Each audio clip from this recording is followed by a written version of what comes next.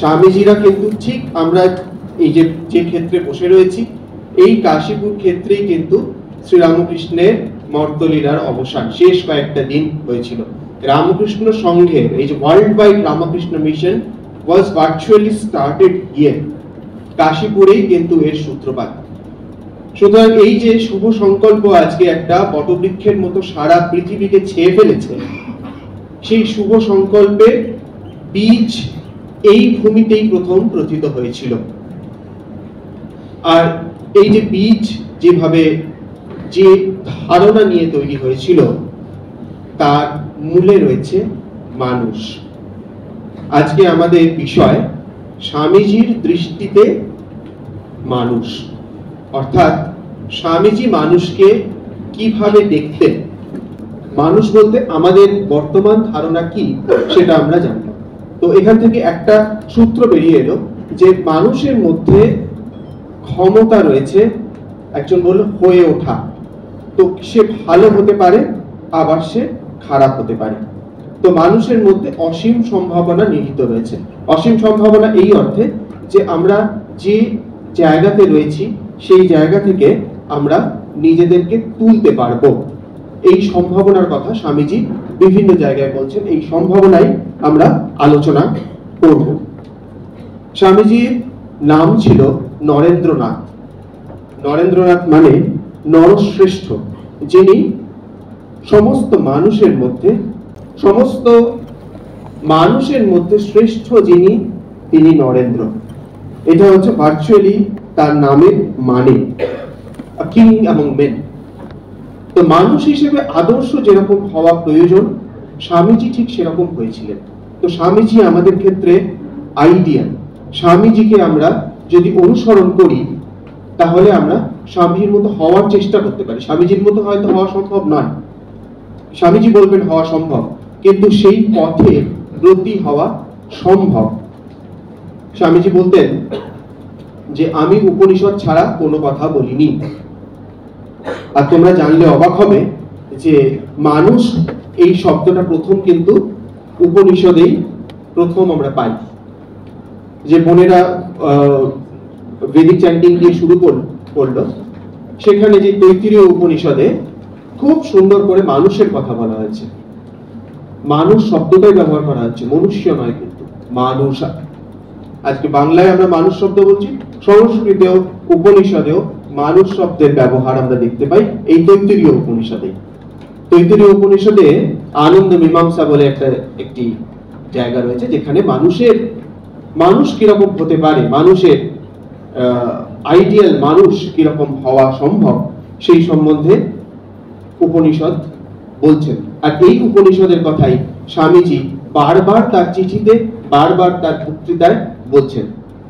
তোমরা নিশ্চয়ই শুনেছ, স্বামীজি বলতেন আশিষ্ঠ দ্রঢ়িষ্ঠ বলিষ্ঠ যুবক চাই।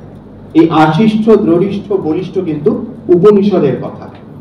হাজার হাজার বছর আগে উপনিষদে ঋষিরা বলছেন আশিষ্ঠ দ্রঢ়িষ্ঠ বলিষ্ঠ। আর কি হবে? যুবক হবে, আর কি সাধু হবে, সচ্চরিত্র হবে। এবং আরেকটি শব্দ বলছেন তস্যৈয়ং পৃথিবী সর্বা বৃত্ত্যস্য পূর্ণাস্যা, মানে সমস্ত পৃথিবী যেন বিদ্যুতে ধন সম্পদে পূর্ণ হবে। এই রকম একজন মানুষের যে আনন্দ, সেই আনন্দকে বলছেন একটা মানুষ আনন্দ, একটা ইউনিট, ওয়ান ইউনিট অফ আনন্দ। মানুষের পক্ষে যা আনন্দ লাভ করা সম্ভব, সেই আনন্দের ক্রমবিভাগ এই উপনিষদে দেওয়া হচ্ছে। কিরকম? এর থেকেও হাজার গুণ, শত গুণ, এইভাবে বিভিন্ন গন্ধর্বদের আনন্দ, দেবতাদের আনন্দ, এইভাবে প্রত্যেকটি আনন্দের স্তর ভাগ করে করে দেওয়া হচ্ছে। এইরকম জায়গায় মানুষ, এইরকম জায়গায় একজন উঠতে পারে। মানুষ উঠতে পারে কি এখন প্রশ্ন? মানুষকে তো ইউনিট বললেন।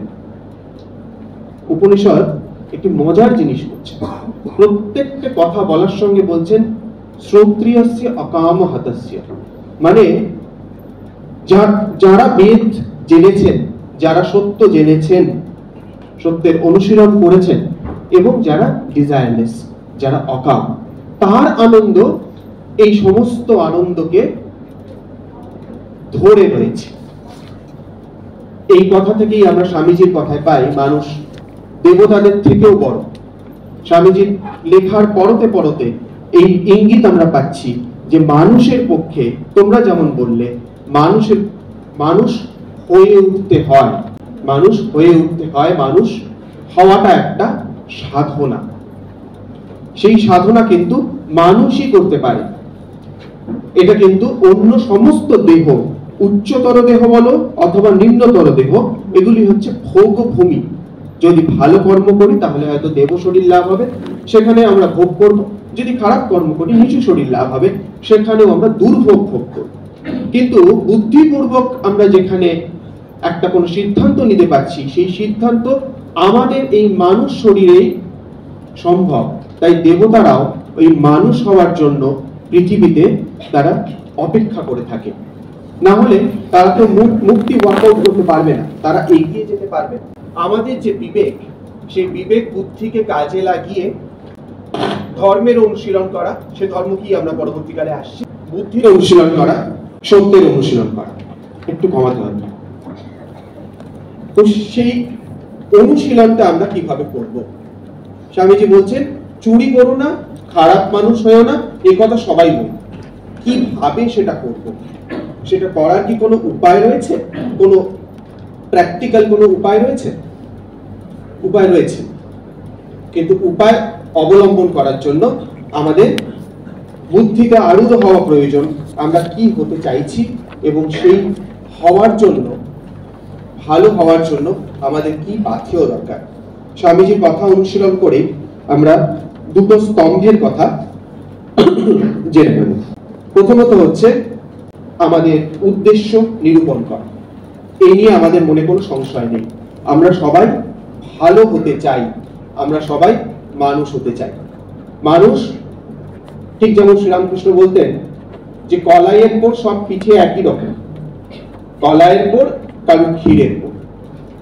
মানে মানুষ সমস্ত চোখ, নাক, মুখ, আমাদের অঙ্গ প্রত্যঙ্গ প্রত্যেকের একই রকম হতে পারে, কিন্তু অন্তঃকরণ প্রত্যেকের আলাদা এবং অন্তঃকরণ বিবর্তনের, অন্তঃকরণের উন্নতির প্রভূত সুযোগ প্রত্যেকেরই রয়েছে। আমরা যে যেখানে আছি সেখান থেকে উন্নততর জায়গায় পৌঁছানোর জন্য সুযোগ রয়েছে। সুতরাং গোল সম্বন্ধে আমরা, গোল উদ্দেশ্য সম্বন্ধে আমরা নিশ্চিত। উপায় প্রথম হচ্ছে বিশ্বাস, যে আমি এই গোলটা অ্যাচিভ করতে পারবো, এটা আমার পক্ষে সম্ভব করা। এই বিশ্বাসটাকেই আমরা বলবো শ্রদ্ধা। আরেকটা হচ্ছে শ্রদ্ধা থাকলেই তো শুধু হলো না, আমার বিশ্বাস যে আমি এই কাজটা করতে পারবো, আমার এই উদ্দেশ্য, কিন্তু আমার শক্তি নেই। সুতরাং দ্বিতীয় যে জিনিসটির প্রয়োজন সেটি হচ্ছে শক্তি। তো শ্রদ্ধা এবং শক্তি এই দুটোই মানুষকে মানুষ থেকে আলাদা করে দেয়। শ্রদ্ধা বিশেষ করে প্রথম পদক্ষেপ শ্রদ্ধা। এই শ্রদ্ধা সম্বন্ধে স্বামীজি বলছেন যে শ্রদ্ধা একজন মানুষকে আরেকজন মানুষ থেকে আলাদা করে দেয়। কিভাবে? পূজনীয় মহারাজ নচিকেতার কথা বললেন। তোমরা নচিকেতার কথা কে কে শুনেছো? সবাই। নচিকেতার গল্প নিশ্চয়ই জানো, তাহলে সেই গল্পের পুনরাবৃত্তির প্রয়োজন নেই। নচিকেতা কঠোপনিষদের এই তোমাদেরই মতো ছোট একটি ছেলে, সে বা তার বাবা, আমি গল্পের পুরোটা বলবো না যেহেতু তোমরা জানো, যমরাজের কাছে উপস্থিত হয়েছেন, সশরীরে উপস্থিত হয়েছেন। যমরাজের গৃহের সামনে নচিকেতা অপেক্ষমান, নচিকেতা দাঁড়িয়ে রয়েছে। শ্রদ্ধা কিরকম দেখো। নচিকেতাকে যমরাজ 3টে বর দেবেন বলেছেন। প্রথম এবং দ্বিতীয় বর চাওয়া হয়ে গেছে। প্রথম বরে চেয়েছেন বাবা যেন আমার উপর খুশি হন। দ্বিতীয় বরে তিনি মৃত্যু পরবর্তী সময় যজ্ঞের মাধ্যমে কি করে সুখ লাভ করা যায়, এই দুটি তিনি জেনেছেন। তৃতীয় পদক্ষেপে, তৃতীয় বরে তিনি এক অদ্ভুত বর চেয়ে বসলেন, আত্মজ্ঞানের। আমি কে সেইটি জানার জন্য। তখন তিনি বললেন যে এই প্রশ্ন সবার মনের মধ্যে রয়েছে।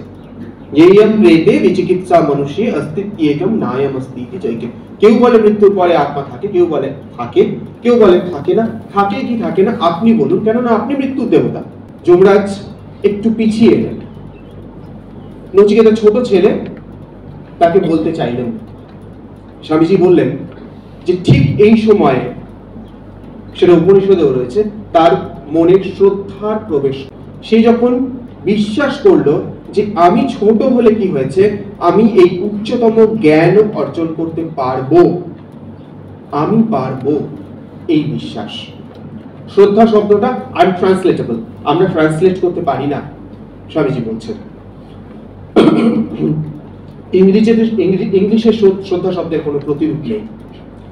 শ্রদ্ধা শব্দকে আমরা ভারতীয় কনটেক্সটে বুঝতে হবে। স্বামীজি বলছেন, পুরনো ধর্ম বলতেন যে ঈশ্বরে বিশ্বাস করে না সে নাস্তিক। নতুন ধর্ম কি বলে? যে নিজেকে বিশ্বাস করে না সে নাস্তিক। তো নিজেকে যে বিশ্বাস করে না, এই আত্মশ্রদ্ধা হচ্ছে ভালো হওয়ার প্রথম পদক্ষেপ। যে নিজেকে ঘৃণা করতে শিখেছে তার আর অধঃপতনে দেরি নেই। এই কথা স্বামীজি মানুষ সম্বন্ধে গীতায় বলছেন, শ্রদ্ধাময়ম পুরুষাঃ, শ্রদ্ধাময় এই ইয়ো ইয়াচ্ছদ্দ স এব সঃ, মানে যে যেমনটি যার যতটুকু শ্রদ্ধা, শ্রদ্ধার কোনো ইউনিট হয় না। আমার 1 কিলো শ্রদ্ধা আছে, তোমার 2 কিলো শ্রদ্ধা আছে, এরকম আমরা শ্রদ্ধা মেজার করতে পারি? মেজার করতে পারি না। যদি করতে পারতাম তাহলে বলতাম আমরা ততটুকুই। কেননা ভেতরে যে বস্তু, যেখানে আমরা আসবো, ভেতরে যে বস্তু, আত্মবস্তু জলজল করছে, যে অসীম সম্ভাবনার কথা আমাদের মধ্যে জলজল করছে, তার সঙ্গে সংযোগের উপায় হচ্ছে শ্রদ্ধা। স্বামীজি একটি গল্প বলতেন, প্যাটের গল্প। আইরিশ কলোনিস্ট নিউ ইয়র্কে আসছেন, অত্যন্ত ছিন্ন বস্ত্র, দুর্দশাগ্রস্ত, হাতে লাঠি, একটা ছেঁড়া কাপড়ের ব্যাগ সেখানে হয়তো রয়েছে। তার না আছে টাকা পয়সা, না আছে বিশ্বাস, না আছে কিছু। মানুষের চোখের দিকে তাকাতে পারছে না, তারা মাটির দিকে তাকিয়ে আছে, মাথা ঝুঁকে রয়েছে, একদম নুচ্চ। আমেরিকা এসে পৌঁছলো, 6 মাস পরে তার অন্য চেহারা। কেন না, তাকে যখন সে আইরিশ কলোনিস্ট, মানে সেখানে যখন সে পরাধীনতার মধ্যে ছিল, তাকে বলা হয়েছে, প্যাট তুমি কিছু করতে পারবে না, তুমি জন্মেছো কৃতদাস, মরবে কৃতদাস, তোমার দ্বারা কিচ্ছু হয়। এই কথাটা সে বিশ্বাস করে নিয়েছিল যে আমার দ্বারা কিচ্ছু হয়। আমেরিকায় এলো, সে তাকে বললো, প্যাট তুমিও মানুষ, আমিও মানুষ, মানুষই সব করেছে, এই যে যা কিছু দেখছো সব মানুষে করেছে, তুমিও পারবে। স্বামীজি বলছেন, তার মধ্যে ব্রহ্ম সংকুচিত হয়ে গেছিল। ব্রহ্ম শব্দ শুনে ভয় পাবে না। চৈতন্য, আমাদের মধ্যে যে কনসিয়াসনেস, আমি যে করতে পারবো, এই বিশ্বাসটা সংকুচিত হয়ে গেছিল। সেটা যেই মুহূর্তে তাকে বলা হলো যে তুমি এটি করতে পারো, আমরাই করেছি, আমরাই মানুষ, আমরাই এই সিভিলাইজেশন খাড়া করেছি, তুমিও পারবে, তার মধ্যে যেন ব্রহ্ম জেগে উঠলে। এটা এতটাই দিন আর রাতের মতো পার্থক্য এই বিশ্বাসে।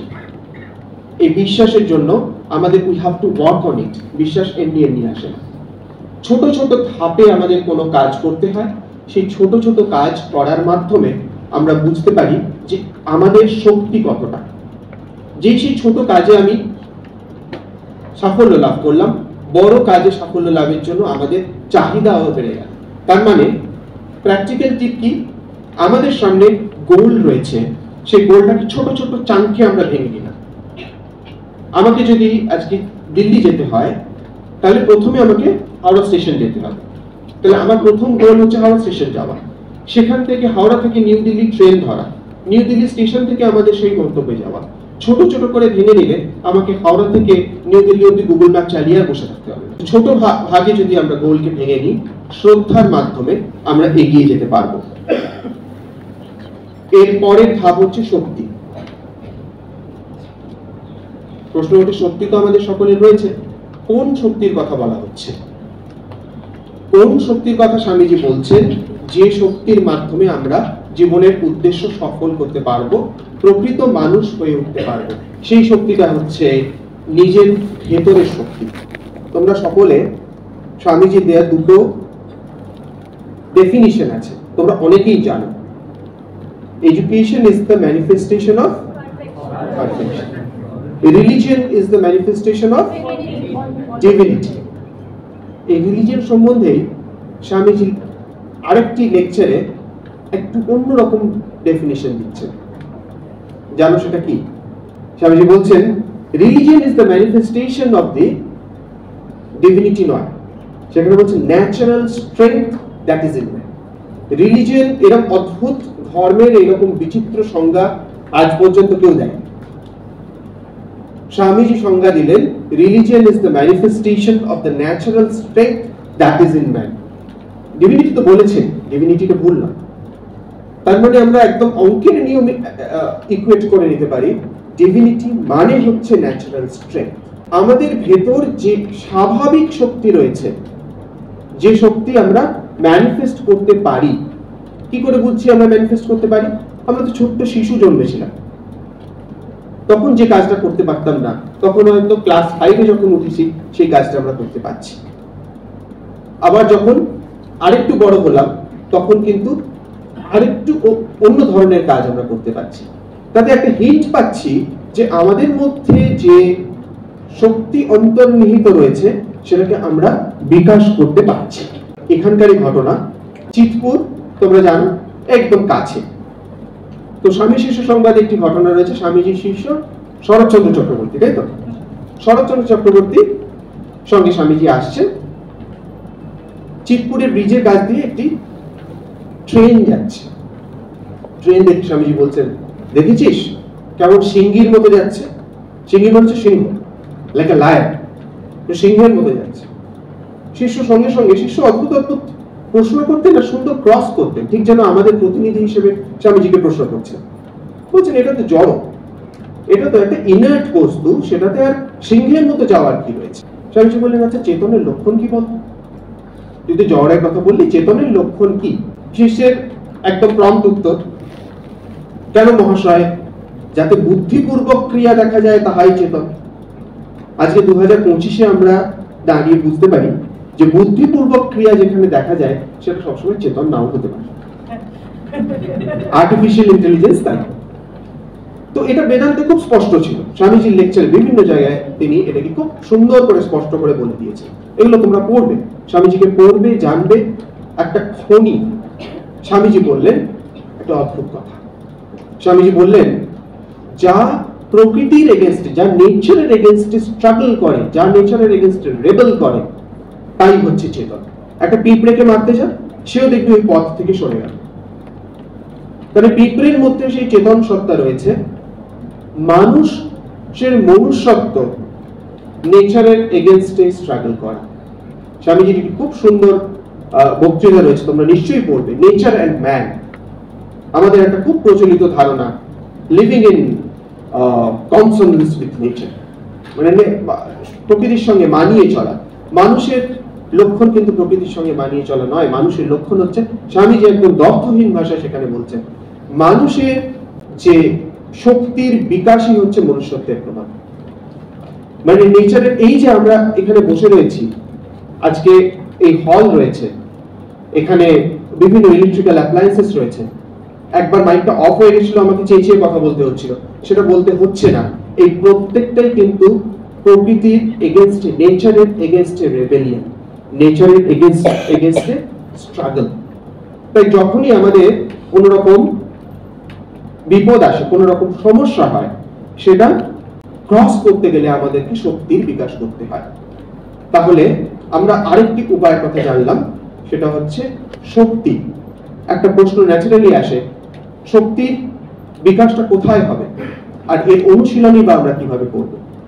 স্বামীজি দুটো উপায়ের কথা বলছেন। By controlling the nature internal and external, goal is to manifest this divinity by controlling the nature internal and external. আমরা যদি বিজ্ঞানের কথা মনে করি, তাহলে বিজ্ঞানের মাধ্যমেও কিন্তু আমরা এক্সটার্নাল ওয়ার্ল্ডে by controlling the nature external, আমাদের বাইরের প্রকৃতি যদি কিছুটা শান্ত না হয় তাহলে কিন্তু আমরা অধ্যাত্ম চর্চা করতে পারবো না, আমরা বিদ্যা চর্চাও করতে পারবো না। একটা সংস্কৃত একটা মজার কথা বলা হয়, শস্ত্রের রক্ষিতে দেশে শাস্ত্র চর্চা প্রবর্তিতে। শস্ত্রের দ্বারা মিলিটারিরা বর্ডার প্রোটেক্ট করছে বলে আমরা এখানে দাঁড়িয়ে একটা স্বামীজির বিষয় নিয়ে আলোচনা করতে পারছি। যদি সেটা না হতো আমরা এখানে শান্তিতে দাঁড়িয়ে আলোচনা করতে পারতাম না। ঠিক সেরকমই আমরা যখন শক্তির বিকাশ করব এক্সটার্নাল ফিল্ডে, সেখানেও কিন্তু আমরা শক্তির অনুশীলন করছি। আর ভেতরের দিকে কিরকম? মনগুলো সবসময় বাইরের দিকে ছড়িয়ে ছিটিয়ে রয়েছে, সমস্ত ইন্দ্রিয় দিয়ে মন বেরিয়ে যেতে চাইছে। সেগুলোকে যখন আমরা রেস্ট্রেন্ট, সেগুলোকে যখন আমরা লাগাম দিয়ে টেনে আনছি, সেটাও একটা সংগ্রাম, প্রকৃতির বিরুদ্ধে সংগ্রাম। এই প্রকৃতির বিরুদ্ধে সংগ্রামের মাধ্যমেও আমরা শক্তি সঞ্চয় করব। বাইরে প্রকৃতির বিরুদ্ধে সংগ্রাম করে শক্তি সঞ্চয় করব, ভেতরে প্রকৃতির বিরুদ্ধে সংগ্রাম করে শক্তি সঞ্চয় করব। শক্তি সঞ্চিত হলে শ্রদ্ধা এবং শক্তির সমন্বয়ে আমরা মনুষ্যত্ব, যার আইডিয়াল স্বামীজি নিজে, সেই রাস্তায় এগিয়ে যেতে পারবো।